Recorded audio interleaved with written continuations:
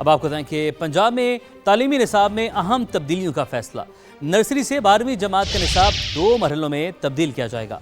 पहले फेज में नर्सरी से 5वीं जमात तक का निसाब तब्दील किया जाएगा। छठी से 12वीं जमात के निसाब में तब्दीलियां दूसरे मरहले का हिस्सा होंगी। पेक्टा हुकाम के मुताबिक प्राइमरी के निसाब में तलबा पर बोझ बहुत ज़्यादा है। प्राइमरी निसाब से मुख्तलिफ मौज़ूआत को कम किया जाएगा, जबकि निसाब में जदीद उलूम को शामिल करने पर भी गौर किया जा रहा है। नए तालीमी निसाब में AI, माहौलियात और इखलाकियात से मुतल्लिक मवाद शामिल किया जाएगा। हुकाम का कहना है कि निसाब में तब्दीली के लिए वक्त दरकार है। आइंदा तालीमी साल में नए निसाब को शामिल करना शायद मुमकिन ना हो।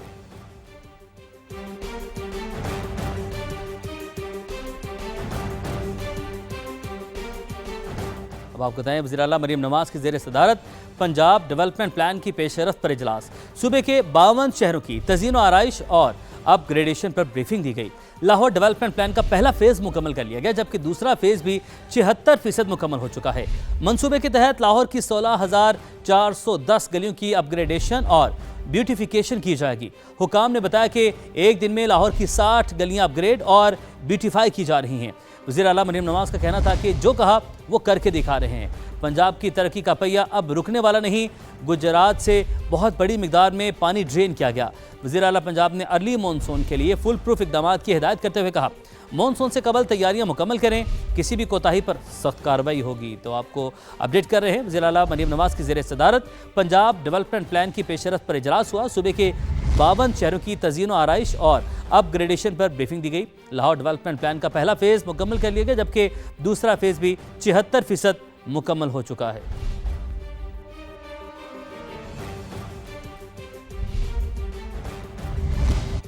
कराची में जाली अद्वियात बनाने वाली फैक्ट्री पकड़ी गई। FIA की मलीर कैंट के करीब कार्रवाई। एक मुलजिम गिरफ्तार। मुलजिम ने हफ्तावार 4 लाख रुपए की जाली अद्वियात सप्लाई करने का भी एतराफ़ कर लिया। रिपोर्ट करेंगे जावेद असगर। इंसानी जिंदगियों से खेलने वालों के गिर्द घेरा तक FIA कॉर्पोरेट क्राइम सर्कल और ड्रैप का मरीर कैंट के करीब हाउसिंग सोसाइटी पर छापा। बेसमेंट में कायम जाली अद्वियात तैयार करने वाली फैक्ट्री पकड़ी गई। मुलजिम को भी धर लिया गया। घर के ऊपर वाले पूरे पोर्शन के अंदर उन्होंने बहुत बड़े लेवल पर मशीनें लगाई हुई थी ये जाली अद्वियात तैयार करने के लिए। फैक्ट्री में सुकून आवा विटामिन कैप्सूल समेत 7 इकसाम की जाली मुल्की और गैर मुल्की अद्वियात तैयार की जाती थी। टैबलेट और कैप्सूल बनाने की मशीनें हैं वो मौजूद हैं, और रॉ मटेरियल और एवरीथिंग जो फार्मूलेशन में यूज़ होती हैं वो यहाँ पे मौजूद हैं। कार्रवाई के दौरान घर से लाखों रुपए मालियत की जाली अद्वियात और 2 गाड़ियां भी बरामद हुई। कैमरामैन दिशान अली के साथ जावेद असगर, समा, कराची। गवर्नर पंजाब से रावलपिंडी हाईकोर्ट बार एसोसिएशन के नौमुंतखब ओहदेदारान की मुलाकात। सरदार सलीम हैदर ने नौमुंतखब ओहदेदारों को मुबारकबाद दी। गवर्नर पंजाब का कहना था कि बार और बेंच के दरमियान हम आहंगी सस्ते और फौरी इंसाफ की फराहमी के लिए नागुज़ीर है। वकला सालीन को बरवक्त इंसाफ दिलाने में अपना किरदार अदा करें। वकला को दरपेश मसाइल के हल के लिए हर मुमकिन ताउन फराहम किया जाएगा। गवर्नर हाउस के दरवाजे वकला बरादरी के लिए हमेशा खुले हैं। इस मौके पर मलिक ज़हीर अरशद एडवोकेट का कहना था कि पीपल्स पार्टी ने हमेशा वकला के हकूक़ का तहफ़्फ़ुज़ किया है। कराची में मंगू पीर रोड पर बैंक में डकैती की वारदात। पुलिस के मुताबिक मुसल्लह मुलज़िमान 40 से 50 लाख रुपए लूट कर फरार हो गए। मालूमात हासिल करेंगे नवीद कमाल से। नवीद, बताइएगा। जी, मौजूद हैं मंगू पीर रोड पर। पीराबाद का ये इलाका है, निजी बैंक की ब्रांच है। काफ़ी अगर इस सड़क की बात की जाए तो मसरूफ़ शाहरा है जहाँ पर ये वारदात हुई है। तकरीबन जो वारदात को 3 से 4 घंटे हो चुके हैं और इसमें जो है बताया ये जा रहा है कि 5 अफराद थे, जिसमें 3 बैंक के अंदर गए और 2 जो है बाहर मौजूद रहे। अमले को इन्होंने यरगमाल बनाया। कैश काउंटर पे मौजूद जो है रकम है वो तमाम रकम लूटी। इसका जो मोहतात अंदाज़ा बताया जा रहा है वो 40 और 50 लाख रुपए के दरमियान जो है पुलिस ये कह रही है कि रकम लूटी गई है। मुल्ज़िमान जो है बाआसानी फ़रार हो गए। जाते हुए जो है वो गार्ड का जो है असलहा वो भी अपने हमरा ले गए हैं। पुलिस ने जो बैंक के जो DVR से CCTV फुटेजेस है वो हासिल कर ली है और उनका कहना है कि CCTV फुटेजेस की मदद से मुल्ज़िमान को तलाश किया जाएगा। जी, आपका शुक्रिया। पंजाब असम्बली के इजलास में डिप्टी स्पीकर और PP रुकन मुमताज़ चांद के दरमियान तल्ख जुमलों का तबादला। डिप्टी स्पीकर ज़हीर इकबाल चरण ने मुमताज़ चांद का माइक बंद करने का हुक्म दे दिया। मालूमात हासिल करते हैं, अब्बास नकवी हमारे साथ मौजूद हैं। अब्बास, ये क्या मामला हुआ? दोनों इत्तेहादी जमातें हैं। जी बिल्कुल, पंजाब असम्बली में डिप्टी स्पीकर ज़हीर इकबाल चंद्र ने पीपल्स पार्टी के रुकन मुमताज चांद के दरमियान गर्मा गर्मी और सख्त जुल्म का तबादला हुआ। उसकी वजह ये थी कि पीपल्स पार्टी के रुकन मुमताज चांद ने डिप्टी स्पीकर से बात करने का सारा वक्त अपोजिशन को इल्जाम देने का इल्जाम दिया, जिसपे डिप्टी स्पीकर ज़हीर इकबाल चंद्र ने मुमताज चांद का माइक बंद करने का हुक्म दे दिया। इस मौके पर डिप्टी स्पीकर का ये भी कहना था कि आपको 2 साल तक माइक पर बात करने का मौका दिया, अब सीट पर बैठ जाए और गला ना फाड़ें। इस मौके पर ज़हीर इकबाल चंद्र का ये भी कहना था कि ये हाउस है, रहीम यार खान नहीं है जहां गला फाड़ कर बात कर रहे हैं। मुमताज चांद साहब, आप हर बात पर खड़े हो जाते हैं, आप हाउस का वक्त जाया कर रहे हैं, वक्फा सवालात पर 1 घंटे से जायद वक्त नहीं दे ये मामला पेश है, आपने अपडेट किया, आपका बहुत शुक्रिया। कराची में डिस्ट्रिक्ट पुलिस कांस्टेबल्स के वेटिंग उम्मीदवारों का प्रेस क्लब के बाहर एहतजाज। रेड जोन में दाखिल होने की कोशिश पर पुलिस ने मुतादिद मुजाहिरीन को हिरासत में ले लिया। मालूमात हासिल करते हैं ब्यूरो चीफ कराची असलम खान हमारे साथ मौजूद हैं। असलम, बताइएगा ये क्या मामला है? देखिए, डिस्ट्रिक्ट पुलिस कांस्टेबल्स के टेस्ट हुए थे और एसबीटी का ये टेस्ट पास करने वाले उम्मीदवार हैं और इनको अभी तक पोस्टिंग नहीं मिली, जिसके बाद ये उम्मीदवारों ने प्रेस क्लब के बाद एहतजाज किया। दोपहर से ये मुजाहिरीन का एहतजाज जारी था। इन्होंने फिर शाम में रेड जोन में दाखिल होने की कोशिश की, जिस पर पुलिस ने मुतादिद मुजाहिरीन को हिरासत में ले लिया। हिरासत में ले गए जो मुजाहिरीन थे, इसमें 2 खवातीन भी शामिल हैं। पुलिस के मुताबिक जेर हिरासत मुजाहिरीन के खिलाफ कानूनी कार्रवाई के लिए थाने मुंतकिल कर दिया गया है। जी, बहुत शुक्रिया आपका। बात करेंगे कराची में क़यामत खेज गर्मी, हीट वेव समेत मुख्तलिफ वजूहात के बाइस 9 अफराद जाँ बहक हो गए। बेशतर की उम्रें 35 से 60 साल के दरमियान हैं। अब्बासी शहीद अस्पताल में 2 लाशें लाई गई हैं। शहर कायद में हीट स्ट्रोक से बचाव के लिए मुख्तलिफ मकामात पर कैंप्स कायम कर दिए गए हैं। तफसील हासिल करते हैं, नुमाइंदा समा हामिदुर रहमान हमारे साथ मौजूद हैं। हामिद, आप बताइएगा अस्पतालों में कितने मरीज लाए गए, उनकी क्या हालत बताई जा रही है और क्या हिदायत जारी की गई हैं शहरियों को इस मौसम में?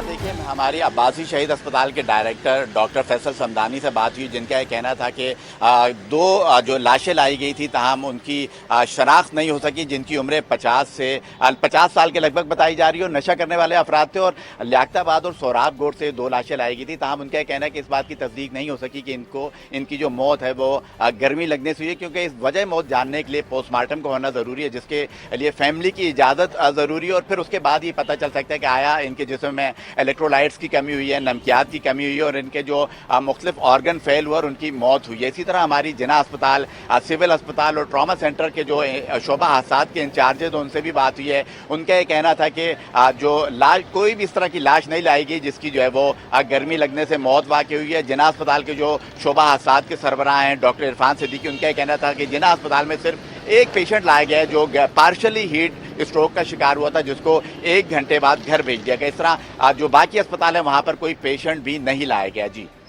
सही है हामिद, आपने हमें अपडेट किया, आपका बहुत शुक्रिया। अभी अपने नाज़रीन को बताया कि अमवात की तादाद अब 10 हो चुकी है। कराची में क़यामत खेज गर्मी है, जिसके हवाले से हम आपको अपडेट कर रहे हैं। हीट वेव समेत मुख्तलिफ वजूहात के बाइस 10 अफराद अभी तक की इतलात के मुताबिक जाँ बहक हो चुके हैं। बेशतर की उम्रें 35 से 60 साल के दरमियान हैं। अब्बासी शहीद अस्पताल में 2 लाशें लाई गई। शहर कायद में हीट स्ट्रोक से बचाव के लिए मुख्तलिफ मकामात पर कैंप्स कायम कर दिए गए हैं और अभी आपको अपडेट करें कि अमवात की तादाद 10 हो चुकी है।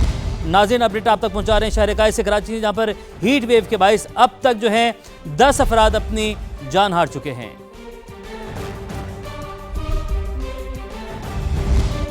आदम हुर्मस पर अमेरिका और ईरान में कशीदगी बरकरार। ईरानी पासदारान इनकलाब ने अमेरिकी जंगी जहाज़ पर 2 मिसाइल दाग दिए। ईरानी मीडिया के मुताबिक अमेरिकी नेवी के जहाज़ ने मुतादिद बार वार्निंग को नज़रअंदाज किया, जिसके बाद मिसाइल दागे गए। एक सीनियर ईरानी अहदेदार ने रॉयटर्स को बताया प्रोजेक्टाइल वार्निंग शूट के तौर पर फायर किए गए। पासदारान इनकलाब ने बहरी जहाज़ों की महफूज नकलो हरकत के लिए आदम हुर्मस का नया नक्शा जारी कर दिया। दूसरी जानिब सेंटकॉम ने ईरानी मीडिया के दावों की तरदीद कर दी। सोशल मीडिया पर जारी बयान के मुताबिक अमेरिका के किसी बहरी जहाज़ पर कोई मिसाइल नहीं गिरा। ईरानी बंदरगाहों की नाकाबंदी और प्रोजेक्ट फ्रीडम पर अमल दरामद जारी है।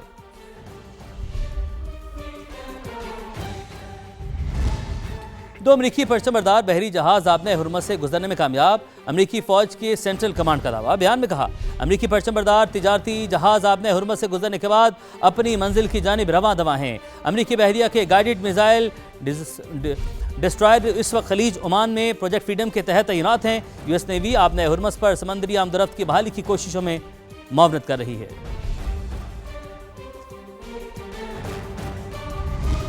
जंग के खात्मे के लिए सिफारती अमल में सुस्त रवि का जिम्मेदार अमेरिका है। पाकिस्तान के जरिए अमेरिका का जवाब मौसूल हो गया। जायजा ले रहे हैं ईरानी वजारत खारजा के तर्जमान इस्माइल बकाई की प्रेस ब्रीफिंग। कहा, अमेरिका के गैर जरूरी मुतालबात मुज़ाकरात आगे बढ़ाने की राह में रुकावट हैं। इस्माइल बकाई ने कहा, आदम हुर्मुज़ में जहाज़ों की महफूज आमदोरफ्त के लिए ओमान से मुज़ाकरात जारी हैं। ओपेक से मुत्तहिदा अरब अमारात की अलहदगी मनफी और गैर तामीरी इक़दाम है।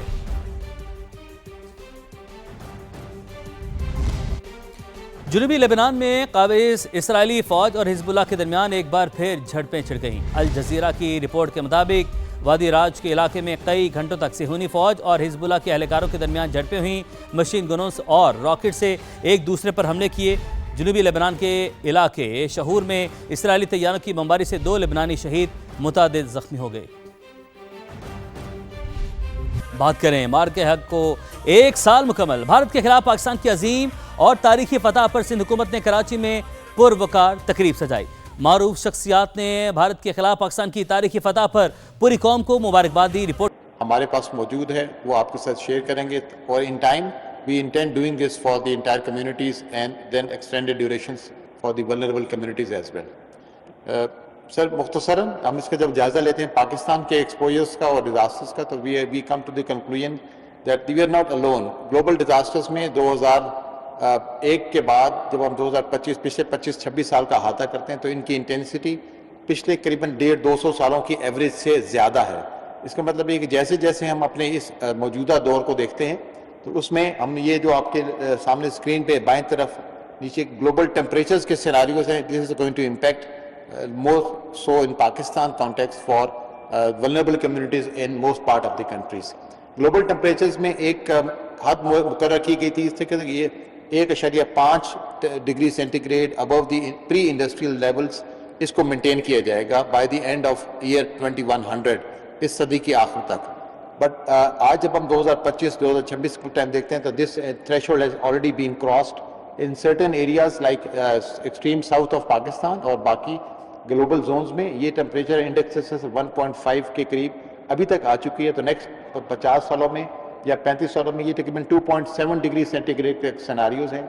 ग्लोबल सेंटर्स में सर 1.4 से लेकर 4.7 डिग्री सेंटीग्रेड इंडस्ट्रियल स्केल या प्री इंडस्ट्रियल लेवल्स के ऊपर के सिनारियोज को कैलकुलेट कर दिया गया है।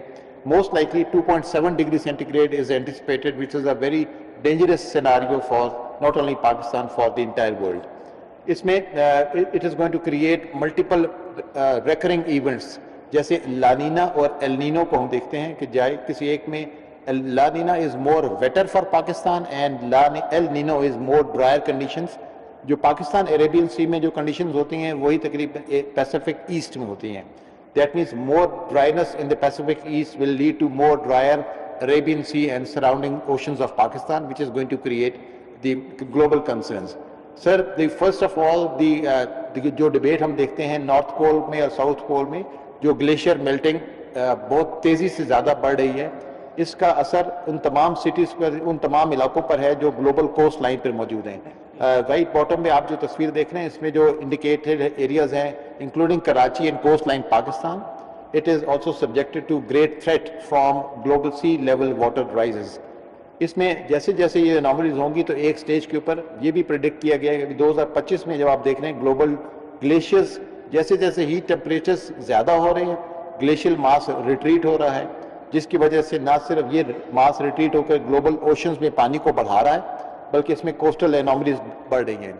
बहुत सारी ऐसी नेशंस हैं, स्मॉल आइलैंड नेशंस, जिनमें ये डिस्प्लेसमेंट अभी इस वक्त तकरीबन 50-70% से ज़्यादा हो चुकी है।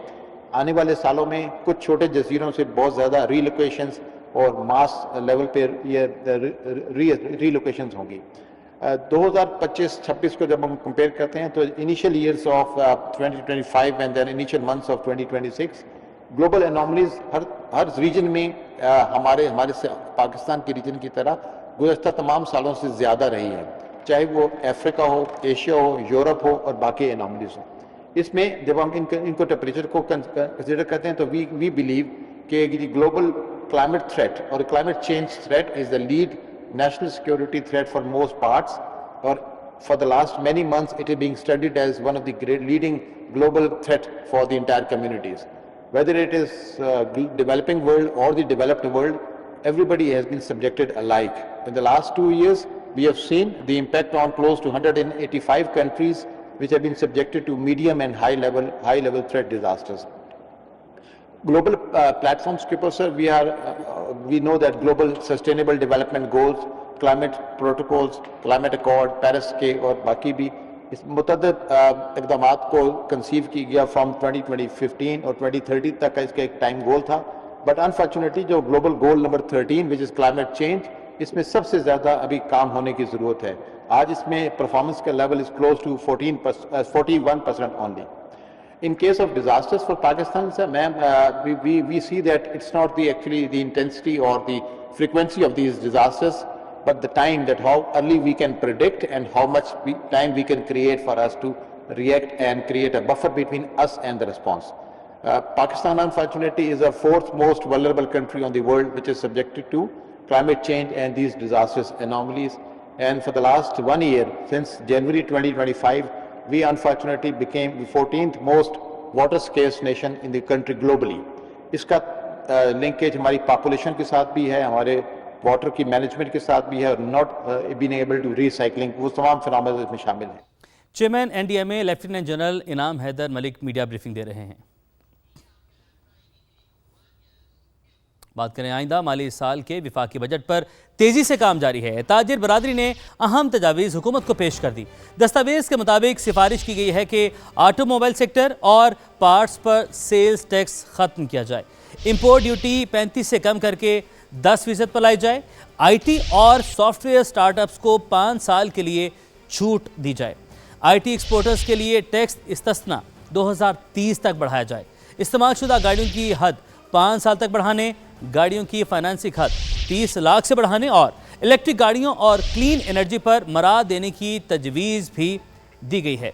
टेक्सटाइल सेक्टर में वैल्यू एडेड गारमेंट्स पर 10% एक्सपोर्ट रिबेट और माहौल दोस्त मशीनरी पर 50% सब्सिडी देने की सिफारिश की गई है. डेयरी सेक्टर पर इजाफी 5.5% टैक्स खत्म करने का मुतालबा किया गया है. और फीफा ने वर्ल्ड कप के लिए खजानों के मुंह खोल दिए. 2026 के फुटबॉल वर्ल्ड कप के लिए 87 करोड़ 10 लाख डॉलर्स की इनामी रकम का ऐलान किया गया है. पाकिस्तानी करेंसी में यह रकम 2 खरब 42 अरब रुपए से ज़ायद बनती है. फीफा के मुताबिक आलमी कप खेलने वाली हर टीम को कम से कम 1 करोड़ 25 लाख डॉलर्स मिलेंगे. चैंपियन टीम 5 करोड़ 35 लाख और runners up team 3 crore 65 lakh dollars की हकदार होगी. तीसरी पोजीशन पर 3 करोड़ 25 लाख और चौथे नंबर पर 3 करोड़ 5 लाख डॉलर्स मिलेंगे. 5वीं से 8वीं पोजीशन वाली हर टीम के लिए 2 करोड़ 25 लाख, जबकि 9वीं से 16वीं पोजीशन वाली हर टीम के लिए 1 करोड़ 85 लाख और 17 से 32 नंबर तक की हर टीम के लिए 1 करोड़ 45 लाख डॉलर्स रखे गए हैं. फीफा वर्ल्ड कप 11 जून से अमेरिका, मैक्सिको और कनाडा में शुरू होगा. दीगर खबरें भी शामिल करेंगे. अभी आपको बराह रास्त एक मरतबा फिर से लिए चलते हैं. चेयरमैन NDMA लेफ्टिनेंट जनरल इनाम हैदर मलिक मीडिया ब्रीफिंग दे रहे हैं. इसको पाकिस्तान ने खुद डिजाइन किया, हमने इसको खुद कंसीव किया. And now we are in a position to predict our disasters up to 10 months clearly before time. That means we have given a buffer time between the disasters and the responders to prepare for. इस preparation time के अंदर now we will prepare from not only at the federal tiers but we will incorporate our risk communication, banking a lot on our media and our other support partners so that this message is clearly given to the communities which are going to be affected. Chairman NDMA lieutenant general इनाम हैदर मलिक की media briefing इस जारी है.